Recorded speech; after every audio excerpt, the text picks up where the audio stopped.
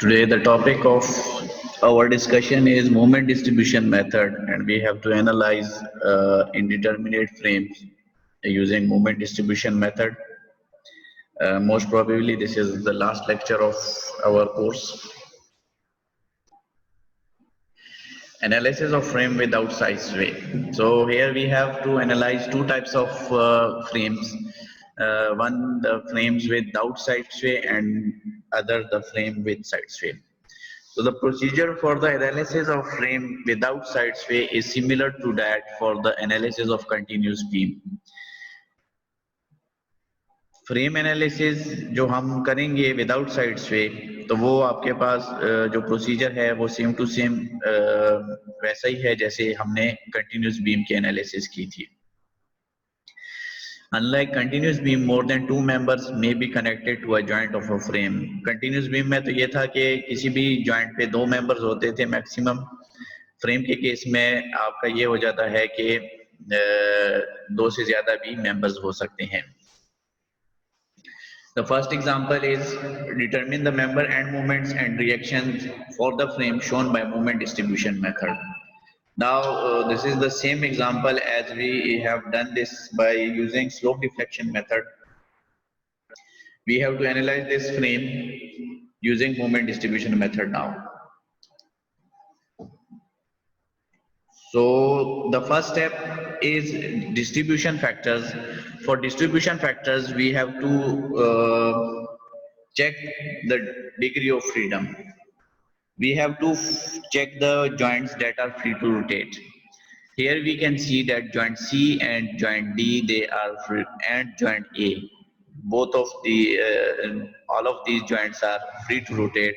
So first of all, we have taken the distribution factor at joint C. तो joint सी पे हमारे जो distribution factors होंगे तो वो हमारे पास क्या है, अगर आप जॉइंट सी को देख लें तो जॉइंट सी के साथ दो मेंबर्स कनेक्टेड हैं, एक सी ए कनेक्टेड है, एक सी डी कनेक्टेड है. सो हमारे पास एक डिस्ट्रीब्यूशन फैक्टर सी ए हो जाएगा, एक डिस्ट्रीब्यूशन फैक्टर सी डी हो जाएगा. अब यहाँ पे आई के केसेस अगर आप देख लें, this I is 800, this I is 1600. Similarly, this I is 800 and this I is 1600.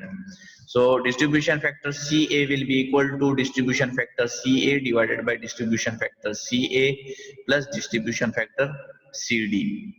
ठीक है, K of CA divided by K of CA plus K of CD. So K of CA will be equal to I by L. So for this CA or AC member, we have I equal to 800 and the length of this member is 20, 10 plus 10, 20. So this is I by L 800 by 20. Similarly, this is I by L 800 by 20 and this is I by L 1600 by 30. This is 1600 I and the length is 30. So calculating these values, we have distribution factor CA equals to 0.429. Similarly, the next distribution factor CD for member CD, this will be equal to K of CD, which is I by L 1600 by 30 divided by K of CA 800 by 20 plus K of CD 1600 divided by 30. Calculating this, we have value 0.571. अब जो है हमने पढ़ा था कि किसी भी joint पे जो डिस्ट्रीब्यूशन फैक्टर्स हैं उनका अगर हम सम लें तो वो सम हमारे पास 1 के इक्वल होना चाहिए. तो इन दोनों का सम हमने लिया, वो 1 के इक्वल हो गया. ये हमारा एक चेक हो गया कि हमारे डिस्ट्रीब्यूशन फैक्टर्स जो हैं वो करेक्ट हैं. नेक्स्ट जो है हमारे पास जॉइंट डी. अब अगर आप जॉइंट डी को देख लें तो जॉइंट डी पे तीन मेंबर्स कनेक्टेड हैं, एक डीसी कनेक्टेड है, एक डीबी कनेक्टेड है एंड एक डीई कनेक्टेड है. तो यहाँ पे हमारे पास पहले हम डिस्ट्रीब्यूशन फैक्टर DB फाइंड करेंगे. तो K of DB हमारे पास I by L 800 by 20 आ जाएगा. K of DB I by L 800 by 20. फिर K of DC जो है वो आपके पास I by L 1600 by 30 plus K of DE जो है वो हमारा क्या हो जाएगा 3 by 4 I by L, क्योंकि फार एंड हमारा DE के केस में फार एंड जो है वो हिंज्ड है. तो 3/4 I/L हो जाएगा। ये वैल्यूज पुट करेंगे तो हमारे पास आफ्टर कैलकुलेशन जो वैल्यू आएगी वो 0.3 आ गई। Similarly for distribution factor DC हम क्या करेंगे, हमारे पास ऊपर K ऑफ DC आ जाएगा और नीचे तीनों का हमारे पास सम आ जाएगा। ठीक है, इसे कैलकुलेट करेंगे, हमारे पास 0.4 वैल्यू आ गई। फॉर डिस्ट्रीब्यूशन फैक्टर DE हमारे पास यहाँ पे K ऑफ DE आ जाएगा divided by sum of all the members connected to that joint D। ठीक है, यहां से वैल्यू हमारे पास 0.3 आ गई। एट द एंड हम क्या करेंगे, इन तीनों का सम लेंगे, हमारे पास इक्वल टू 1 आना चाहिए। तो यहाँ पे इन तीनों का सम लिया, ये हमारे पास इक्वल टू 1 आ गया। तो ये हमारा चेक हो गया कि डिस्ट्रीब्यूशन फैक्टर्स यहाँ हमने जो फाइंड किए हैं वो हमारे पास ठीक है। नेक्स्ट हमारे पास है डिस्ट्रीब्यूशन फैक्टर एट E। तो अगर आप ये जॉइंट E भी फ्री टू रोटेट है, अगर आप इसे देखें तो इस पे एक ही मेंबर कनेक्टेड है ED, तो इसका डिस्ट्रीब्यूशन फैक्टर 1 ही आएगा, क्योंकि K of ED divided by K of ED आएगा, तो वो आपके पास 1 वैल्यू आ जाती है। उसके बाद सेकंड स्टेप जो है वो हमारा होता है फिक्स्ड एंड मूवमेंट्स का। So for fixed end movement हम क्या करते हैं कि हम वही इनसाइड बुक कवर के फार्मूले यूज करते हैं। अब यहाँ पे हमारी डायरेक्ट वैल्यूज इसलिए दी गई हैं क्योंकि ये हम ऑलरेडी जो है उसमें कर चुके हैं स्लो डिफ्लेक्शन मेथड में। इस केस में हमारे पास जो फार्मूला आएगा वो PL/8 आएगा EC मेंबर के लिए, CD और DE मेंबर के लिए WL²/12 आएगा फार्मूला, और BD मेंबर के लिए फिक्स्ड एंड मूवमेंट का फार्मूला कोई नहीं होगा क्योंकि इस पे आपके पास कोई लोड नहीं लगा, तो इसके फिक्स्ड एंड मूवमेंट हमारे पास इक्वल टू 0 होगी। तो fixed end movement AC plus 100 के feet, fixed end movement CA minus 100 के feet, fixed end movement BD and DB 0 होगा क्योंकि इस मेंबर पे कोई लोड नहीं लगा। Fixed end movement CD and fixed end movement DE ये 150 के फीट हो जाएगा, and fixed end movement DC और फिक्स्ड एंड मूवमेंट ED ये माइनस 150 के फीट हो जाएगा। थर्ड स्टेप हमारे पास है मोमेंट डिस्ट्रीब्यूशन। इसके लिए हम मोमेंट डिस्ट्रीब्यूशन टेबल ड्रा करेंगे और उसके बाद फोर्थ में एंड में हम उनका जब सम लेंगे तो हमारे पास फाइनल मोमेंट्स आ जाएंगे। तो ये आपके पास फ्रेम था विदाउट साइड स्वे। तो फ्रेम विदाउट साइड स्वे, जैसे कि हमने स्टार्ट में कहा कि इसका आप इसको इसका analysis same as it is जिस तरह हम कंटिन्यूस बीम का करते हैं उसी तरह है। मोमेंट डिस्ट्रीब्यूशन टेबल में हम क्या करते हैं कि हमारे पास पहले AC मेंबर था तो AC और CA हो जाएगा, फिर उसके बाद CD मेंबर था तो CD और DC हो गया। फिर उसके बाद अगर आप देखें तो D जॉइंट में हमारे पास 3 मेंबर थे, 3 मेंबर कनेक्टेड थे। एक साइड से DC कनेक्टेड था, एक साइड से DE कनेक्टेड था और दरमियान में हमारे पास DB कनेक्टेड था। तो यहाँ पे हम ये तीनों लिख लेंगे, ठीक है। फिर यहाँ पे ED था और जो BD है वो हम कहाँ लिख लेंगे, वो हम यहाँ पे सेपरेट लिख लेंगे, ठीक है, फ्रेम के केस में। उसके बाद हम क्या करते हैं, डिस्ट्रीब्यूशन फैक्टर्स लगाते हैं। तो हमने जो जो डिस्ट्रीब्यूशन फैक्टर्स फाइंड किए, AC नहीं होगा क्योंकि ये आपके पास फिक्स सपोर्ट है, सिमिलरली BD भी नहीं होगा, यहाँ पे भी फिक्स सपोर्ट थी, they are not free to rotate, तो इसलिए यहाँ पे हमारे पास डिस्ट्रीब्यूशन फैक्टर्स नहीं आते। एक जॉइंट C और एक जॉइंट D, ये दो आपके पास ऐसे जॉइंट्स थे जो फ्री टू रोटेट थे और यहाँ हमारे डिस्ट्रीब्यूशन फैक्टर्स बनते थे।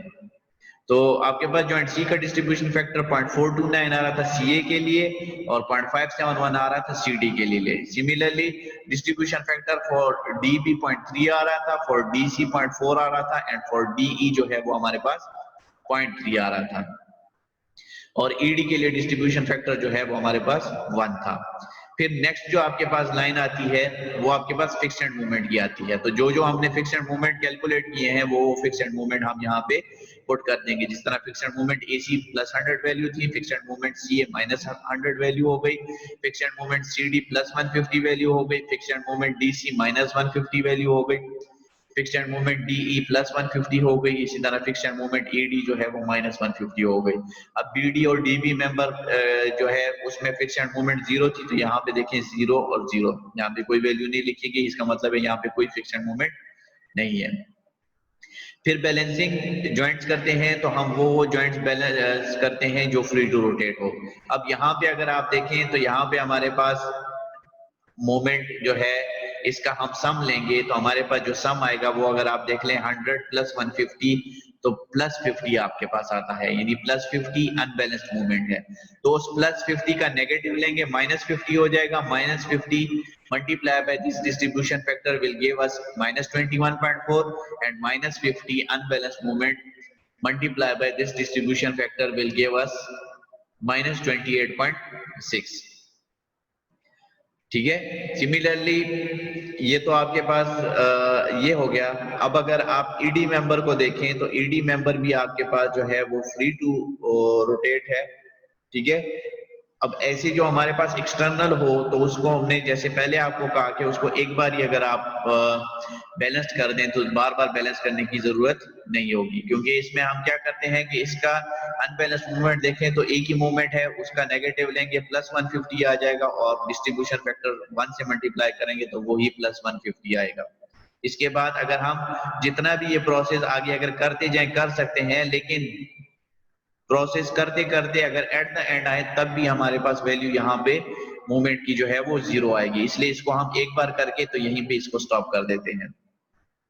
अब जब बैलेंसिंग जॉइंट हो गया तो इसके बाद हमारे पास जो नेक्स्ट स्टेप आता है वो कैरी ओवर का आता है। कैरी ओवर क्या होता है? कैरी ओवर हमारा हाफ कैरिड ओवर होता है to the far end. CA का हाफ जो है वो फार एंड कौन सा होगा? एसी, क्योंकि ये एसी मेंबर है, ए से सी, सी से ए। ठीक है। तो इसका कैरी ओवर हाफ यहाँ पे आएगा। इसी तरह सिमिलरली सीडी का हाफ कैरी ओवर डीसी पे आएगा। ठीक है।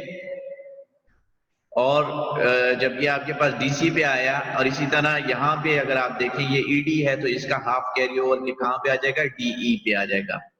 कैरी ओवर हो गया। अब इसके बाद हमने दोबारा देखने हैं हमारे पास जो जॉइंट्स हैं। अब अगर इस जॉइंट को देखें तो ये जॉइंट हमारे पास बैलेंस है, 0 है।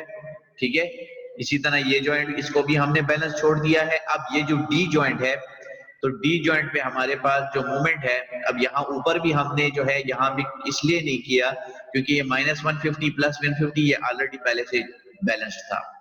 ठीक है। अगर ये बैलेंस ना होता तो यहाँ पे भी हम सेम यही प्रोसीजर करते जो कि हम यहाँ पे हमने किया है। अब अगर आप डी मेंबर को देखें, डी जॉइंट को देखें तो डी जॉइंट हमारे पास अनबैलेंस्ड है। इसमें अनबैलेंस्ड मूवमेंट निकालेंगे तो समेशन ऑफ मूवमेंट लेंगे -14.3 +75। ठीक है। इसे जब आप ऐड करेंगे तो हमारे पास एक वैल्यू आएगी जो कि पॉजिटिव आएगी। ठीक है। 61 पॉइंट समथिंग इस तरह तो आपके पास 61.7 आई थिंक वैल्यू आएगी। 75 - 14.3 तो वो वैल्यू जब आप आएगी तो उसको डिस्ट्रीब्यूट, उसका नेगेटिव लेंगे, वो वैल्यू पॉजिटिव आएगी, नेगेटिव लेंगे माइनस में हो जाएगा और उसको डिस्ट्रीब्यूशन फैक्टर 0.4 से मल्टीप्लाई करेंगे तो 24.3 वैल्यू आ जाएगी। 0.3 से मल्टीप्लाई करेंगे तो 18.2 वैल्यू आ जाएगी। इसी तरह 0.3 से मल्टीप्लाई करेंगे तो 18.2 वैल्यू आ जाएगी। अब बैलेंसिंग हो गई तो इसके बाद हम कैरी ओवर पे आते हैं। अब अगर आप यहाँ पे देखें ये DC है तो इसका हाफ कैरी ओवर कहाँ पे जाएगा? CD पे जाएगा। सिमिलरली ये आपके पास क्या है? -18.2 DE, इसका हाफ कैरी ओवर होता है ED पे, लेकिन हम बस इसके बाद इसको कैरी ओवर इसलिए नहीं करते क्योंकि अगर हम कैरी ओवर करें तो वो दोबारा बैलेंस होकर 0 होता है। तो इसके लिए इसको आप यहाँ पे अगर कैरी ओवर ना भी करें तो आपका क्वेश्चन सॉल्व हो सकता है। अब बात आ गई ये DB की। DB -18.2 है तो ये -18.2 इसका हाफ जो है वो कैरी ओवर कहाँ पे हो जाएगा? BD पे हो जाएगा, क्योंकि इसका ऑपोजिट एंड जो है फार एंड वो BD है। तो -18.2 का हाफ लिया तो -9.1 आ गया। अब सिमिलरली फिर देखें तो हमारे पास अनबैलेंस्ड मूवमेंट -12.2 जो है वो C जॉइंट पे है तो इसका हम नेगेटिव लेंगे +12.2 हो जाएगा और उसका मल्टीप्लीकेशन करेंगे 0.429 से तो 5.2 वैल्यू आ गई। 0.571 से करेंगे तो 7 वैल्यू आ गई। फिर कैरी ओवर करेंगे, इसका हाफ यहाँ पे कैरिड ओवर हो जाएगा 2.6 आ जाएगा। 7 का हाफ 3.5 जो है यहाँ पे कैरिड ओवर हो जाएगा। जब यहाँ कैरिड ओवर हो गया तो आप क्या करेंगे कि इसका नेगेटिव लेंगे -3.5 हो जाएगा।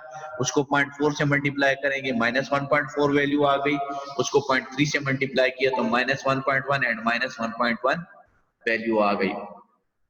अब फिर ये हमने सिंपल उसी तरह कैरी ओवर करना है। इसका हाफ यहाँ पे -0.7 कैरी ओवर हो जाएगा और DB का हाफ -1.1 का -0.6 जो है ये कैरिड ओवर हो जाएगा।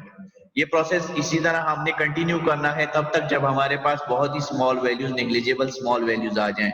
वहां पे हमने प्रोसेस स्टॉप करके एज यूजुअल जो हम बीम के केस में करते आए हैं तो वहां पे प्रोसेस स्टॉप करके उसके बाद हमने क्या करना है कि ईच मेंबर के अगेंस्ट हमने समेशन ऑफ मूवमेंट लेनी है।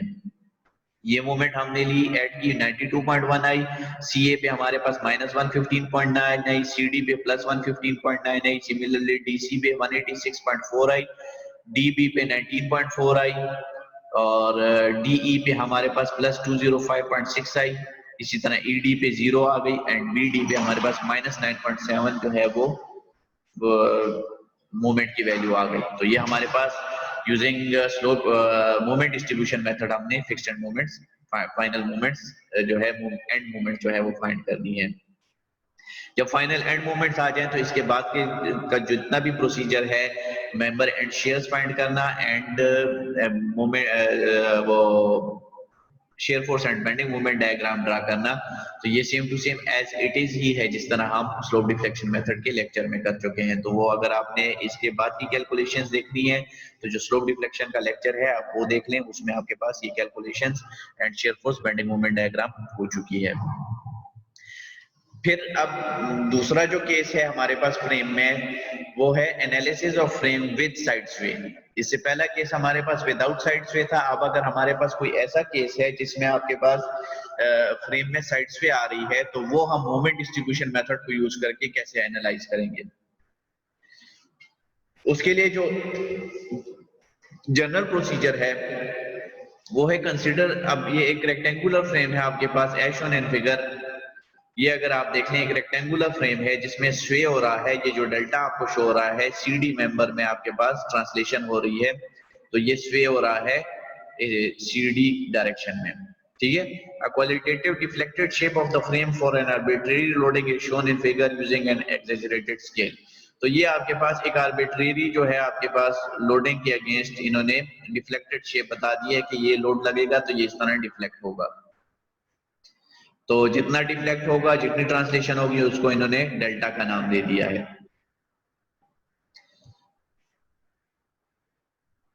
While the fixed joints A and B of the frame are completely restrained against rotation as well as translation।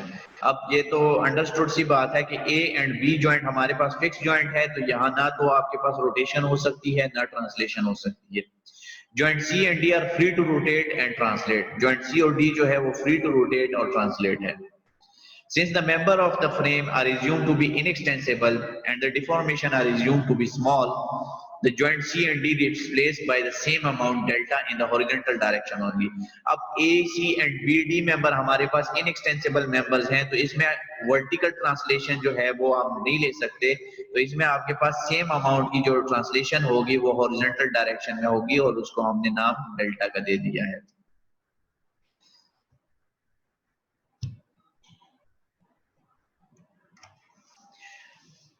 अब the moment distribution analysis for such a frame with side sway is carried out in two parts। अब ऐसा जब हमारे पास कुछ case होगा तो उसमें हम क्या करते हैं कि इसकी एनालिसिस को हम दो पार्ट्स में कन्वर्ट कर देते हैं। In first part, the side sway of the frame is prevented by adding an imaginary roller to the structure। पहले पार्ट में हम क्या करते हैं कि ये जो हमारे पास साइड स्वे हो रहा था, जो ट्रांसलेशन हो रही थी इस डायरेक्शन में, उसको हम क्या कर देते हैं, प्रिवेंट करते हैं, यानी उसको रोकते हैं by adding an imaginary roller to the structure. यानी यहाँ पे अगर हम रोलर लगा दें तो ये इस हॉरिजॉन्टल डायरेक्शन में फिर मूव नहीं हो सकता। तो इस मूवमेंट को हम जो है रोक लेते हैं by using this roller support. Imaginary एक रोलर सपोर्ट लगा देते हैं। External loads are applied and then to the frame and member and movements are computed by applying the movement distribution process as usual manner। तो इस पे अब क्या है कि हम जो एक्सटर्नल लोड्स लगे हुए हैं वो अप्लाई करके मेंबर एंड मूवमेंट्स कंप्यूट कर लेते हैं, जैसे हम ये पिछले हमने एग्जांपल की या बीम के केसेस में हमने जैसे मेंबर एंड मूवमेंट्स फाइंड किए थे। When the member and movements known, the restraining force reaction R that develop at the imaginary support is evaluated by applying equation of equilibrium। अब जब हमारे पास member and movements known हो जाएं तो उसके बाद हम member and shears निकालते हैं। तो वो shears निकालने के लिए हम क्या करते हैं कि हमें अब क्या चाहिए कि अगर यहाँ पे रोलर लगा है तो यहाँ पे रिस्ट्रेनिंग फोर्स एक रिएक्शन लगेगा, उसको हमने R का नाम दिया है। तो मेंबर एंड मूवमेंट्स हमारे पास है, तो यहाँ से हम इस R की वैल्यू निकाल सकते हैं, ठीक है, तो यहाँ से यूजिंग इक्विलिब्रियम इक्वेशन हम R की वैल्यू निकालेंगे, वो हमारा फर्स्ट पार्ट वहां पे एंड हो जाएगा। सेकेंड पार्ट में क्या है कि in the second part of analysis the frame is subjected to the force R which is applied in the opposite direction as shown in on next slide. Second part में हम क्या करते हैं कि उसमें ये जो हमारे पास R लगा हुआ है, R जो रिएक्शन की वैल्यू आएगी, इसको हम इसी पॉइंट पे लगाएंगे बट विद ऑपोजिट डायरेक्शन, यानी ये अब आपके पास टुवर्ड्स द लेफ्ट डायरेक्शन है, तो इसको हम क्या करेंगे, राइट वर्ड्स लगा देंगे as shown in next slide. ये आप नेक्स्ट स्लाइड पे देख सकते हैं कि नेक्स्ट स्लाइड में सिर्फ आपके पास जस्ट ये R लगेगा, जो आपके पास लोड्स वगैरह हैं वो नहीं लगेंगे। तो ये जब R लगेगा तो ये R लोड यहाँ पे लगेगा, तो लाजमी बात है ये आपके पास ये CD मेंबर को इसी अपनी डायरेक्शन में आगे ट्रांसलेट करेगा। The moments that develop at the member ends are determined and superimposed on the moments computed in the first part of the to obtain the member and moments in the actual frame। अब जो हमारे पास जो actual frame है उसकी हमने member end moments निकालनी है, तो मेंबर एंड मोमेंट जो एक्चुअल फ्रेम है उसकी हम कैसे फाइंड करेंगे, वो हम क्या करेंगे कि ये जो हमारे पास पार्ट सेकंड है इसकी मूवमेंट और पार्ट फर्स्ट की मूवमेंट, इन दोनों को सुपर इम्पोज करके ऐड करके, तो जो हमारे पास फाइनल मूवमेंट्स आएंगी वो हमारे पास फाइनल मेंबर एंड मूवमेंट्स होगी। If M, M0 and MR denote respectively the member and movements in the actual frame, the frame with side sway prevented and the frame subjected to R। M जो है वो आपके पास actual frame का हो गया, M0 आपका frame with side स्वे प्रिवेंटेड हो गया, और MR जो है फ्रेम सब्जेक्टेड टू R। तो अगर ये आपके पास ये M0 और MR इस चीज को डिनोट करते हैं, तो हमारे पास जो एक्चुअल मूवमेंट है वो हमारे पास इक्वल हो जाएगी M0 प्लस MR के। यहाँ पे आपके पास डायग्रामेटिकली बता दिया है कि M is equal to M0 plus MR। ये आपके पास एक्चुअल मूवमेंट है M, जहाँ पे हमने इसके ये साइड स्वे को प्रिवेंट किया था वो M0 हो गया, और जब हमने ये R रिस्ट्रेनिंग रिएक्शन लगाया तो हमारे पास ये MR मूवमेंट्स हो गई है।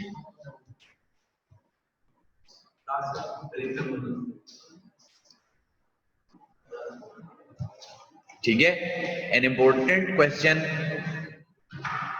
that arises in the second part is how to determine the member and moments MR that develops when the frame undergoes side sway under the action of R।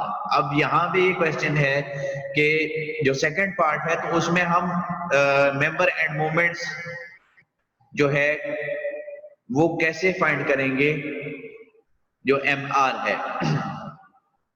The moment distribution method cannot be used directly to compute the moment due to known lateral load R. We employ an indirect approach in which the frame is subjected to an arbitrary known joint translation delta dash caused by an unknown load Q acting at the location and in the direction of R। तो ये हम directly इसको calculate नहीं कर सकते, इसकी calculation के लिए हम एक इनडायरेक्ट अप्रोच जो है उसको यूज करेंगे, जिसमें हम क्या करते हैं कि जो फ्रेम है उसमें एक आर्बिट्रेरी नॉन जॉइंट ट्रांसलेशन ले लेते हैं, जिसको हम डेल्टा डैश का नाम दे देते हैं, जो कि आपके पास काज हो रही है by this load Q acting at the location and direction. जो R है, R की जगह हम Q लोड लगा लेते हैं, और वो जो Q लोड लगेगा उसके अगेंस्ट जो हमारे पास ट्रांसलेशन आएगी उसको हम डेल्टा डैश का नाम दे देते हैं। लेकिन ये जो डेल्टा डैश है इसको हम नोन कंसिडर कर लेते हैं कि ये हमारे पास नोन है, एक नोन ट्रांसलेशन है। From the known joint translation delta dash, we determine the relative translation between the ends of each member, and we calculate the members fixed and moment in the same manner as done previously in the case of support settlement। तो इसलिए जब हमारे पास delta की value यहाँ पे आ जाएगी तो उस डेल्टा से हम क्या करेंगे, हमारे पास फिक्स एंड मूवमेंट्स कैलकुलेट हो जाएंगे, जिस तरह के हम जो बीम के केस में हमने फिक्स एंड मूवमेंट्स फाइंड किए थे ट्रांसलेशन या सेटलमेंट के केस में। जब हमारे पास सपोर्ट सेटलमेंट हो रही थी तो उस केस में फिक्स एंड मूवमेंट हमने जैसे फाइंड किए थे, तो उस तरह से हम क्या करेंगे, इसमें फिक्स एंड मूवमेंट फिर फाइंड करेंगे। अब ये फिगर के उसमें बताया गया है कि हम क्या करेंगे, यहाँ पे एक Q लोड लगा लेंगे और जो इसकी अगेंस्ट हमारे पास एक नॉन ट्रांसलेशन आ जाएगी। The fixed end moment thus obtained are distributed by moment distribution process to determine the member and moments MQ caused by yet unknown load Q. तो ये जो आपके पास फिक्स एंड मोमेंट्स हैं, इसके बाद का केस हम सेम वही पूरा मोमेंट डिस्ट्रीब्यूशन प्रोसेस जो हमारा है, जिसमें हम बैलेंसिंग कैरी ओवर करते जाते हैं, तो वो प्रोसेस हम फॉलो करेंगे, जिसके अगेंस्ट आपके पास जो फाइनल मोमेंट्स आएंगी वो हमारे पास मेंबर एंड मोमेंट्स MQ आ जाएंगी caused by the yet unknown load Q. ठीक है? Once the member and moments MQ has been determined, the magnitude of Q can be evaluated by application of equilibrium equation R. जब आपके पास ये member and moments आ जाएं, तो इससे आप जिस तरह हमने जो लास्ट स्टेप कहा था कि अब R की वैल्यू फाइंड करेंगे, सिमिलरली इसी तरह यूजिंग इक्विलिब्रियम इक्वेशन हम इस Q की वैल्यू फाइंड कर लेंगे। अब जब हमारे पास Q जो लोड है corresponding to the and the corresponding moment MQ known, अब MQ भी known है and Q भी known है, तो desired moment जो हमारे पास है MR due to lateral load R can now be determined easily by multiplying MQ by the ratio R by Q, that is MR जो है वो हमारे पास फिर कैसे फाइंड होगा, R की वैल्यू हम फाइंड कर चुके होंगे पहले पार्ट में, Q की वैल्यू हमारे पास यहाँ से फाइंड आउट हो जाएगी, और MQ जो है वो हमारे पास हर मेंबर का अलग अलग मेंबर एंड मोमेंट होगा, तो यहाँ से हमारे पास हर मेंबर का अलग अलग MR निकलता आएगा। By substituting this equation into last equation, we express the member and moment in actual frame. Actual frame में हमारे पास member and moment क्या थी, कि ये actual frame की member and moment थी, which will be equal to M0 जो कि पार्ट फर्स्ट था प्लस MR, तो MR की वैल्यू ये थी, तो यहाँ पे हमने क्या किया, सिंपली MR की वैल्यू लगा दी है।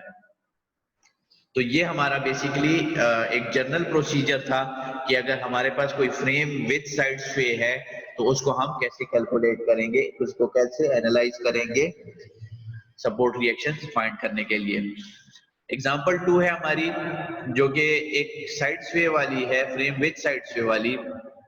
इसमें क्या है कि determine the member end moments and reactions for the frame shown by moment distribution method. तो इस केस में हमने क्या करना है कि member end moments and reactions हमने फाइंड करने हैं इस फ्रेम के बाय मोमेंट डिस्ट्रीब्यूशन मेथड। तो हमारे पास जो सबसे पहला स्टेप होगा वो हम क्या करेंगे, डिस्ट्रीब्यूशन फैक्टर्स फाइंड करेंगे। अब हमारे पास दो ही जॉइंट्स ऐसे हैं जो फ्री टू रोटेट हैं, एक जॉइंट सी हमारे पास फ्री टू रोटेट है, एक जॉइंट डी हमारे पास फ्री टू रोटेट है, ठीक है। तो डिस्ट्रीब्यूशन फैक्टर CA आ जाएगा एंड डिस्ट्रीब्यूशन फैक्टर CD आ जाएगा। इन दोनों को इक्वल क्यों लिया है, इक्वल इसलिए लिया है क्योंकि इसका I और लेंथ सेम है, इसका भी I और लेंथ आप देख लें 3 + 4 7 है लेंथ, यहाँ पे 7 है, यहाँ पे भी I जो है वो I है और यहाँ पे भी I की वैल्यू हमारे पास I है, क्योंकि EI जो है वो पूरे मेंबर के लिए, पूरे फ्रेम के लिए कांस्टेंट है। तो distribution factor CA and distribution factor CD, joint C ले रहे हैं तो सी पे दो ही मेंबर लगे हैं, एक CA लगा हुआ है, एक CD लगा हुआ है, तो दोनों की डिस्ट्रीब्यूशन फैक्टर हमारे पास किस चीज की इक्वल हो जाएगी, ऊपर आपके पास जिस मेंबर का कर रहे हैं उसका I/L आ जाएगा, तो I/7, और नीचे एक का I/L प्लस दूसरे का I/L, तो 2I/L हो जाएगा, यानी 2I/7। यहाँ से वैल्यू हमारे पास 0.5 आ जाएगी, ठीक है। तो एक की 0.5 आई, दूसरे की भी 0.5 आई, दोनों का एडिशन लिया तो हमारे पास 1 वैल्यू आ गई। अब जॉइंट डी को अगर आप देखें तो जॉइंट डी पे हमारे पास 2 मेंबर्स कनेक्टेड हैं, एक DC कनेक्टेड है, एक DB कनेक्टेड है। तो यहाँ पे अलग अलग इसलिए किए गए हैं क्योंकि DC मेंबर की लेंथ 7 मीटर है और DB मेंबर की लेंथ हमारे पास 5 मीटर है। तो यहाँ पे distribution factor DC will be equal to K of DC divided by K of DC plus K of DB। तो K ऑफ DC I/7 है, यहाँ पे भी I/7, और K ऑफ DB I/5 है, ठीक है, क्योंकि इसकी लेंथ 7 है और इसकी लेंथ आपके पास 5 है।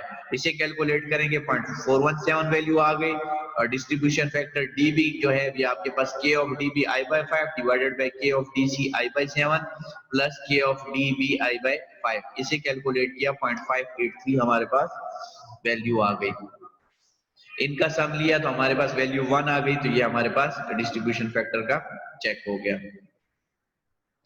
नेक्स्ट स्टेप में हम क्या करेंगे कि पार्ट 1 स्टार्ट करेंगे, ठीक है। पार्ट 1 में हमने क्या किया, इसका हमने डिफ्लेक्टेड कर्व बनाया, तो ये इस तरफ हमारे पास क्या होगा, डिफ्लेक्ट होगा, ठीक है, क्योंकि ये 40 लोड जो है इस एंड के ज्यादा करीब है 3 मीटर है और इस एंड के कम करीब है 4 मीटर के डिस्टेंस पे है, तो इसको इज्यूम किया है कि ये हमारे पास इस एंड पे जो है हमारे पास ट्रांसलेट होगा, इसकी डिफ्लेक्शन हमारे पास स्वे जो है वो इस डायरेक्शन में होगी।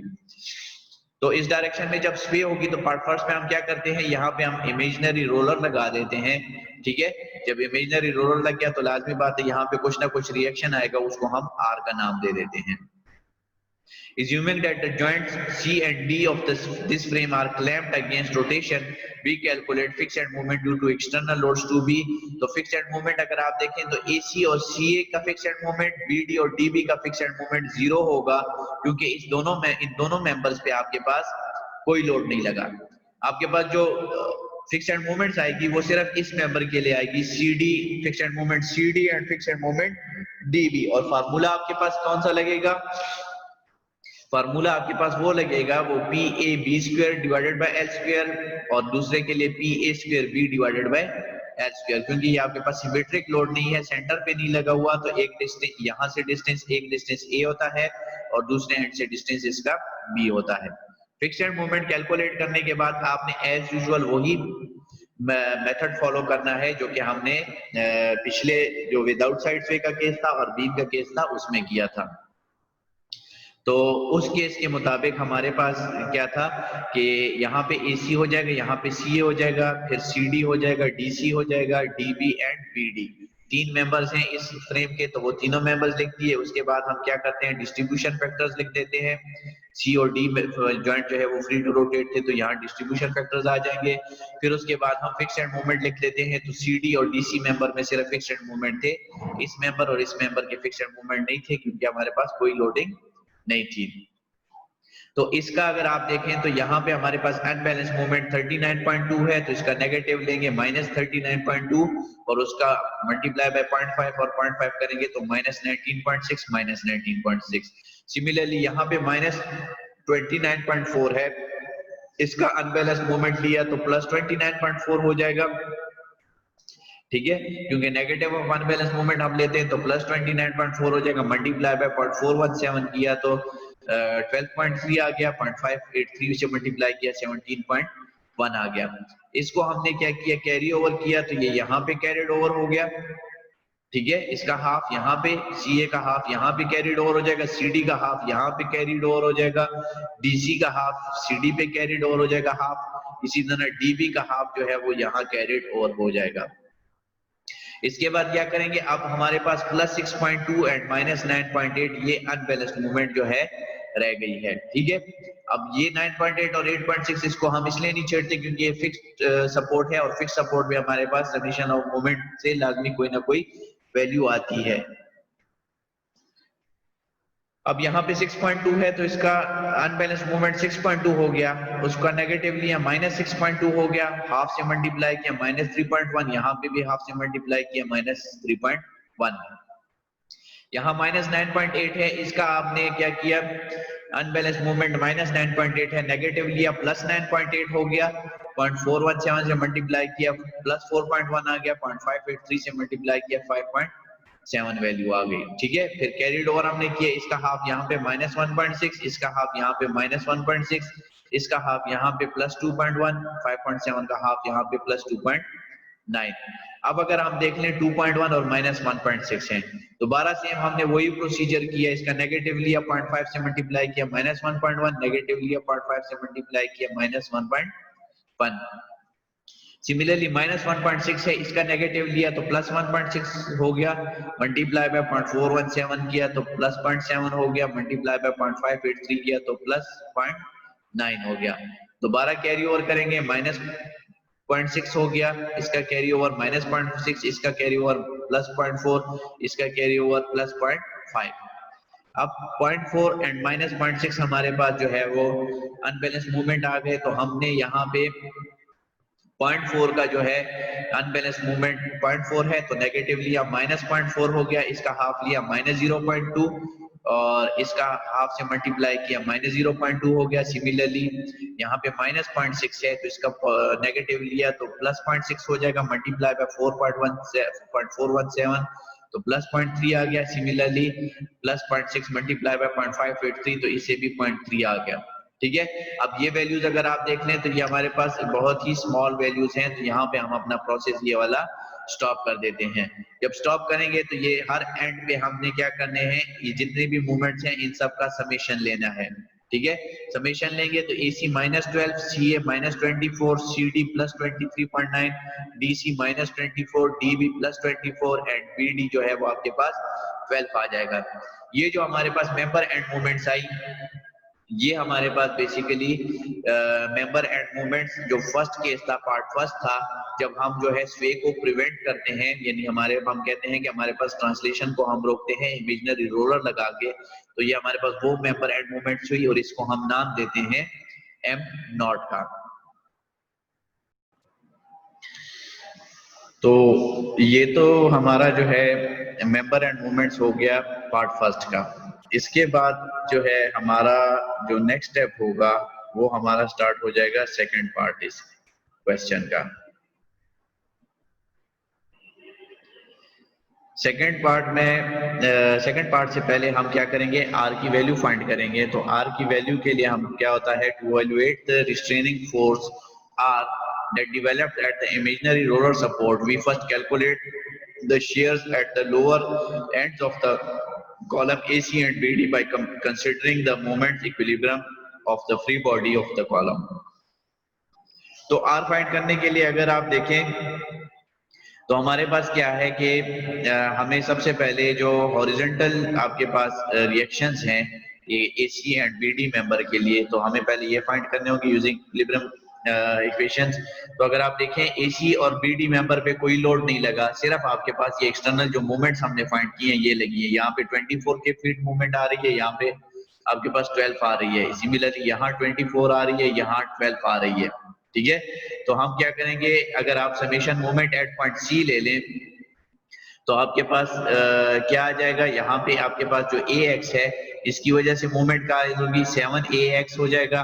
सिमिलरली आपके पास एक वैल्यू 24 की आ जाएगी, अगर आपने एंटी क्लॉकवाइज को पॉजिटिव लिया तो ये -24 आ जाएगा। सिमिलरली ये आपके पास -12 आ जाएगा और ये आपके पास +7AX आ जाएगा। तो यहाँ से आपके पास ये AX की वैल्यू 5.14 आ जाएगी। ठीक है, तो BX ये CX की वैल्यू आपके पास सेम वही वैल्यू आएगी, सिर्फ ये हो जाएगा कि आपके पास डायरेक्शन ऑपोजिट हो जाएगी। Similarly this for BD member भी हमने यही करना है कि डीप सपोर्ट पे हमने summation of moment equal to 0 ले लेनी है। तो हमारे पास BX की वैल्यू आ जाएगी 7.2 इन दिस डायरेक्शन और समेशन FX लेंगे तो DX की वैल्यू आ जाएगी 7.2 इन दिस डायरेक्शन। जब आपके पास ये रिएक्शंस फाइंड हो गए उसके बाद हम क्या करेंगे, R की वैल्यू हम सिंपली फाइंड कर सकते हैं, क्योंकि हमारे पास जो फ्रेम है उस फ्रेम के अगर उसमें हम देखें तो हमारे पास ये AX की वैल्यू 5.14 आ गई और BX की वैल्यू हमारे पास 7.2 आ गई। तो R की वैल्यू निकालनी है तो हमारे पास R की वैल्यू 2.06 इस डायरेक्शन में आ गई, क्योंकि 5.14 इस डायरेक्शन में है, साथ में 2.06 इस डायरेक्शन में आएगी तो ही 7.2 बनेगा और ये इसके ऑपोजिट आ जाएगा। ये यहाँ पे नीचे आपको कैलकुलेट भी करके दिया है कि R 2.06 वैल्यू जो है वो कैसे आती है। अब restraining force acts to the right indicating that if the roller would not have been in place the frame would have swayed to the left. ठीक है, अब ये जो आपके पास इसकी डायरेक्शन आ रही है इस डायरेक्शन में, इसका मतलब ये है कि अगर हम यहाँ पे रोलर सपोर्ट ना लगाते तो ये जो हमारे पास फ्रेम है वो हमारे पास टुवर्ड द लेफ्ट जो है ये आपके पास स्वे हो जाता। अब पार्ट सेकंड पे आते हैं तो पार्ट सेकंड में साइड स्वे परमिटेड है। तो उस केस में हम क्या करते हैं कि since the actual frame is not supported by a roller at joint C, we neutralize the effect of restraining force by applying a lateral load R 2.06 in the opposite direction to the frame.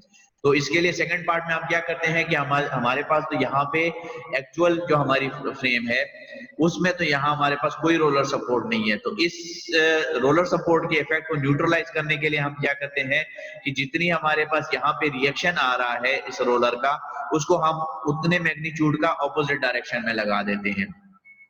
ठीक है, जब ये हमारे पास opposite direction में लग गया, अब moment distribution method can not be used to compute member end moments MR।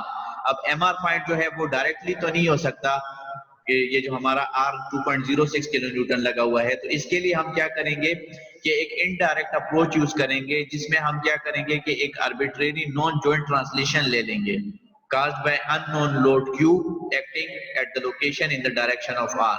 जिस डायरेक्शन और लोकेशन में R लगा हुआ है, इस डायरेक्शन और लोकेशन पे हम Q लोड लगा लेंगे और उस Q लोड के अगेंस्ट हम एक नॉन जॉइंट ट्रांसलेशन ले लेंगे। वो कैसे लेंगे, ये देखिए यहाँ पे आपको फिगर के थ्रू बताया गया है कि यहाँ पे आप क्यू लोड लगा लेते हैं और यहाँ पे हमारे पास ये ट्रांसलेशन आएगी। ये जो ट्रांसलेशन आएगी इसको हम नॉन ले लेंगे। नॉन कैसे लेंगे ये आप आगे जो है अगले स्लाइड में आपको पता चल जाएगा। Assuming that the joint C and D of the frame are clamped against rotation as shown in figure on next slide, fixed end moment due to translation delta dash are given by fixed end moment AC and CA जो है वो आपके पास क्या हो जाएगा, ये formula आप already पढ़ चुके हैं। जो हम सेटलमेंट के अगेंस्ट हमारे पास फिक्स एंड मोमेंट्स आती है वो हमारे पास क्या आती है, -6 EI delta divided by length square. ठीक है, तो AC एंड CA मेंबर की लेंथ 7 है, तो ये हमारे पास -6 EI delta divided by length square यहाँ पे आ गया।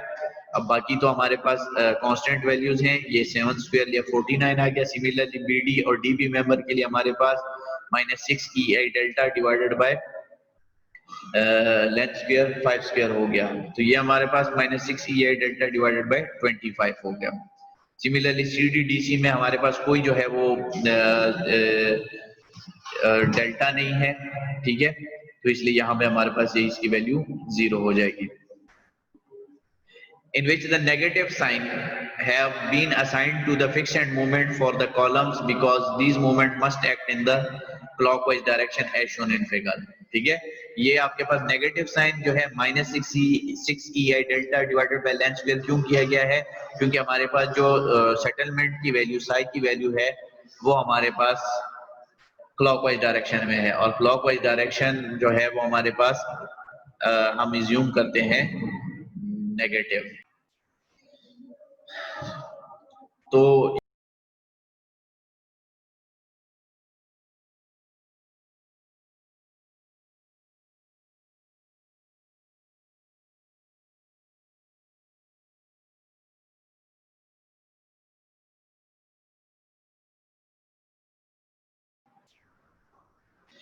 अब instead of arbitrary assuming a numerical value for delta dash to compute the fixed end moment, it is usually more convenient to assume a numerical value for one of the fixed end moment, evaluate delta dash from the expression of that fixed end moment and use the value of delta dash to compute the remaining fixed end moment।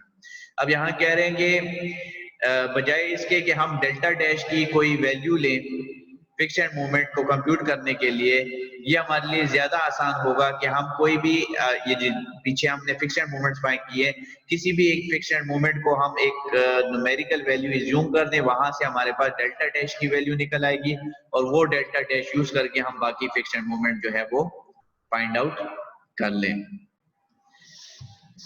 So thus we arbitrarily assume the fixed end moment AC to be 50 kilonewton। जो fixed end moment AC की value है वो इन्होंने -50 kilonewton metre जो है वो assume कर दी है। तो fixed end moment AC और fixed end moment CA दोनों जो है वो आपके पास इक्वल है। उसकी वैल्यू जब इन्होंने -50 kilonewton मीटर ली तो -6 EI डेल्टा डिवाइडेड बाय 49 ये इसकी वैल्यू थी, इसको -50 के इक्वल किया। यहाँ से हमारे पास EI तो कांस्टेंट है, डेल्टा डैश की वैल्यू हम निकालेंगे, ये यहाँ पे रह जाएगा 49 यहाँ मल्टीप्लाई हो जाएगा डिवाइडेड बाय -6 EI हो जाएगा, तो माइनस माइनस आपस में कैंसिल आउट होके पॉजिटिव हो जाएगा और 50 × 49 डिवाइडेड बाय 6 करेंगे तो इससे हमारे पास 408.33 वैल्यू आ जाएगी। डेल्टा डैश की वैल्यू आ गई। अब जब डेल्टा डैश की वैल्यू हमारे पास आ गई तो हम फिक्स एंड मूवमेंट BD और DB जिसकी वैल्यू है -6 EI डेल्टा डिवाइडेड बाय 25, तो वो यूज करके हम इसको फाइंड आउट कर सकते हैं। ठीक है, तो फिक्स एंड मूवमेंट BD और फिक्स एंड मूवमेंट DB जो है ये हमारे पास -6 EI डेल्टा, तो यहाँ पे अगर आप देखें ये EI यहाँ पे आ जाए तो EI डेल्टा की वैल्यू 408.33 हो जाएगी, इसलिए यहाँ पे -6 EI डेल्टा की जगह 408.33 किया है, डिवाइडेड बाय लेंथ स्क्वायर था जिस 5 था तो 25 हो गया। यहाँ से फिक्स एंड मूवमेंट BD और DB की वैल्यू -98 किलोमीटर मीटर आ गई। तो हमारे पास जितने भी फिक्स एंड मूवमेंट्स थे वो फाइंड आउट हो गए। अब जब ये हमारे पास जब फाइंड आउट हो गए तो इसके बाद हम मूवमेंट डिस्ट्रीब्यूशन प्रोसेस सेम वही फॉलो करेंगे जो कि हमने पहले करते आए हैं। AC, CA, CD, DC, DB, BD ये आपके पास सेम वही मैनर में रहेंगे जिसमें हम पार्ट फर्स्ट कर चुके हैं। सिमिलरली आपके पास डिस्ट्रीब्यूशन फैक्टर भी आपके पास सेम वही रहेंगे। जो डिफरेंस होगा वो क्या होगा कि AC -50 हमने एज्यूम किया था, CA आपके पास +50 हो जाएगा, ठीक है। सिमिलरली आपके पास DB -98 था और BD भी आपके पास -98 है। यहाँ पे जो एक करेक्शन है वो ये है कि ये हमने -50 एज्यूम किया था, तो ये हमारे पास इसकी वैल्यू -50 आएगी, ठीक है। तो -50 यहाँ पे ये गलती से +50 लिखा गया है। अब हमने C और D को देखना है, इनको हमने बैलेंस करना है। बैलेंसिंग के लिए क्या करते हैं, यहाँ पे हमारे पास जो वैल्यू है ये गलती से +50 लिखा गया है, -50 है। इस -50 को बैलेंस करने के लिए हम क्या करते हैं, इसका नेगेटिव लेते हैं, +50 कर लेते हैं और 0.5 से मल्टीप्लाई करेंगे 25 आ जाएगा, 0.5 से मल्टीप्लाई करेंगे 25 आ जाएगा।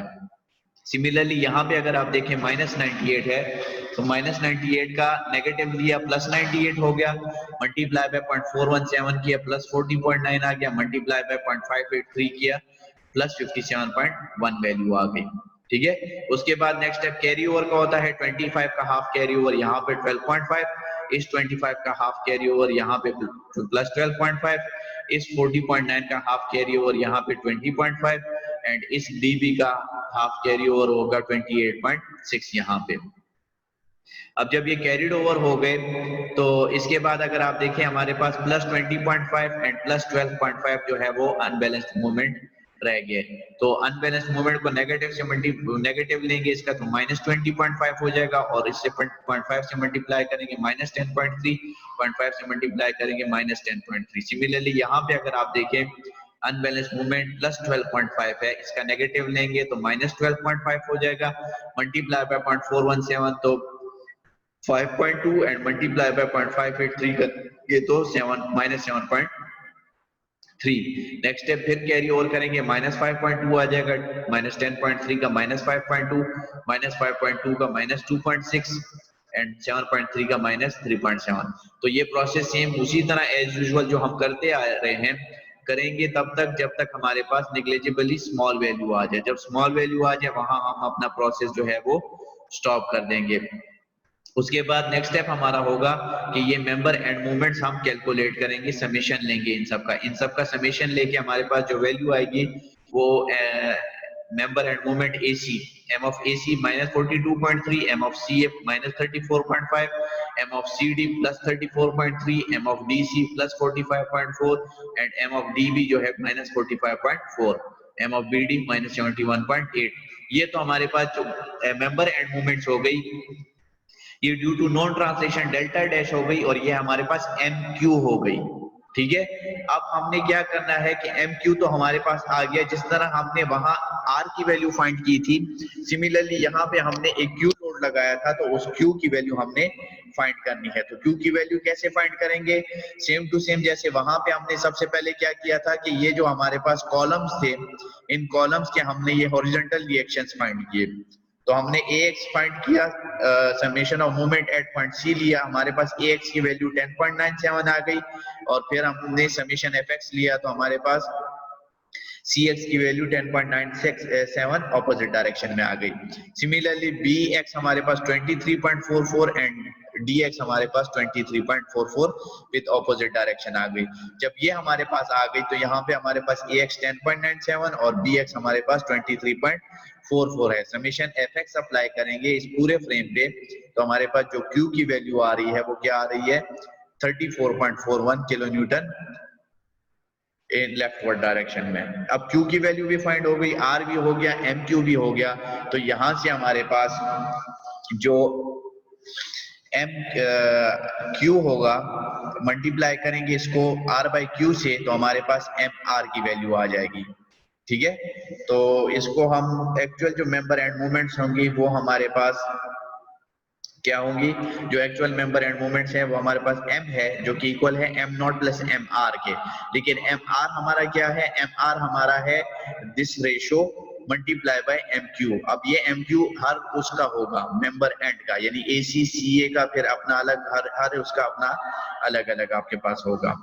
तो यहाँ पे हम वही फार्मूला अप्लाई करते हैं, तो एम ई सी हमारे पास ये -12 जो है ये आपके पास एम नॉट है, प्लस आर बाई क्यू, यहाँ पे -42 ये आपके पास एम क्यू है। ठीक है, इससे -14.5 वैल्यू आ गई।